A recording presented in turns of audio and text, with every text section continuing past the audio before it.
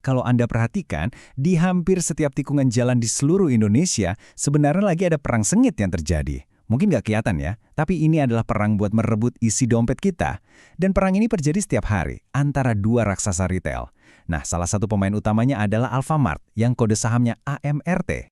Lihat angka ini, 42,1%. Ini adalah pangsa pasar yang dikuasai oleh grup Alfamart. Bayangin aja, cuma satu grup perusahaan bisa mengendalikan hampir separuh pasar minimarket di Indonesia. Luar biasa. Terus pesaing terbesarnya? Indomaret. Dan coba tebak, pangsa pasar mereka hampir sama persis. Bedanya tipis banget, nggak sampai 1%. Nah, dari sini aja udah kelihatan kan, betapa ketatnya persaingan mereka, di mana setiap langkah kecil itu sangat diperhitungkan. Nah, ini jadi pertanyaan besarnya. Angka-angka tadi itu bukan cuma statistik biasa loh. Ini adalah penanda adanya sebuah permainan strategi yang super kompleks. Jadi, sekarang yuk kita bedah bareng-bareng gimana sih sebetulnya permainan ini dijalankan? Oke, kita mulai dari mana? Tentu saja dari medan perangnya itu sendiri, yaitu jalanan di kota-kota kita. Disinilah perang retail ini terjadi setiap hari, dari satu toko ke toko lainnya.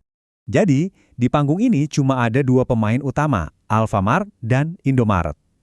Kalau digabung, mereka berdua ini menguasai lebih dari 84% pasar minimarket.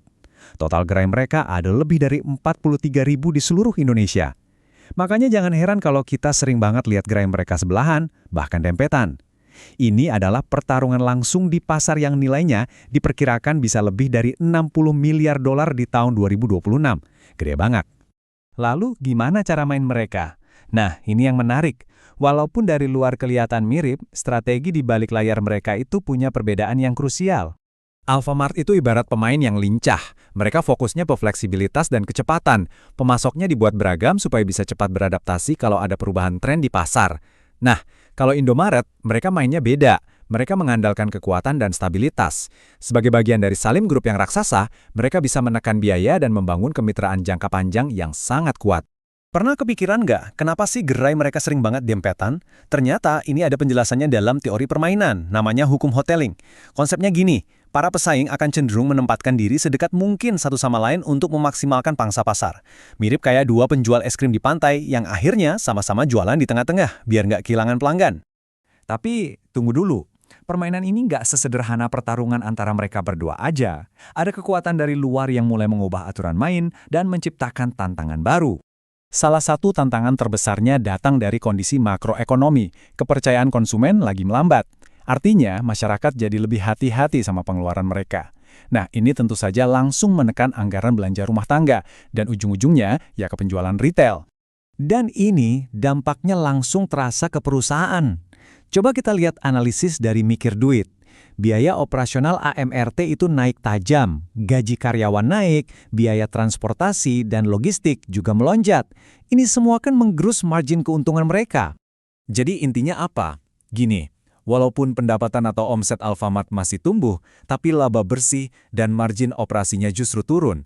Ini sinyal yang jelas banget, meskipun uang yang masuk lebih banyak, tapi yang jadi keuntungan makin sedikit. Medan permainannya jadi makin berat.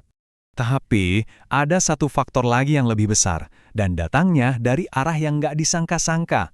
Sebuah kebijakan baru dari pemerintah yang perannya kayak wild card, kartu liar, yang bisa mengubah total aturan main ekspansi retail. Pemerintah Indonesia, dengan dukungan dari lembaga seperti Bank Dunia, sekarang punya fokus baru, membangun ekonomi pedesaan. Nah, fokus baru ini jadi semacam kekuatan baru yang sangat kuat di dalam pasar retail. Senjatanya itu program yang namanya Kopdes Merah Putih. Tujuannya adalah untuk memberdayakan bisnis dan ekonomi di level desa. Dampaknya, ini bisa membatasi di mana pemain retail modern seperti Alfamart boleh buka toko baru, terutama di area-area pedesaan yang tadinya jadi incaran buat pertumbuhan. Dan biar kebayang seberapa besar skala kebijakan ini, lihat angka ini. Sekitar 60% dari dana desa, sumber pendanaan yang sangat besar itu, sekarang dialihkan ke program koperasi ini. Artinya, ada aliran dana masif yang sengaja diarahkan untuk memberdayakan bisnis-bisnis lokal di desa. Oke, aturan mainnya berubah total. Jelas, AMRT nggak bisa pakai cara lama lagi. Jadi, apa strategi baru mereka untuk bisa menang di permainan yang sudah benar-benar berbeda ini? AMRT sekarang punya 3 jurus baru. Pertama, mereka go internasional, cari pertumbuhan di luar negeri.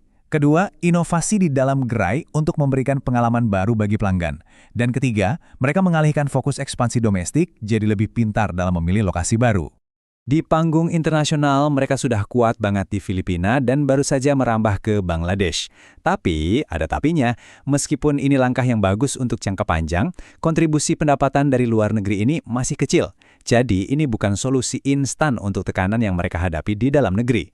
Nah, inovasi di dalam tokonya ini yang menurut saya kreatif banget. Mereka kerjasama dengan layar Digi untuk bikin bioskop mini di dalam Alfamart. Tujuannya ada dua. Pertama, dapat pemasukan dari tiket nonton. Dan yang kedua, ini yang lebih penting, mendorong pengunjung buat beli makanan ringan dan minuman pas lagi nonton. Cerdas kan? Nah, ini membawa kita ke pertanyaan terakhir.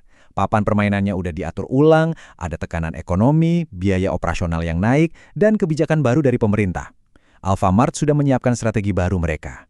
Pertanyaannya sekarang adalah, apakah langkah-langkah baru ini akan cukup untuk memenangkan perang warung pojok?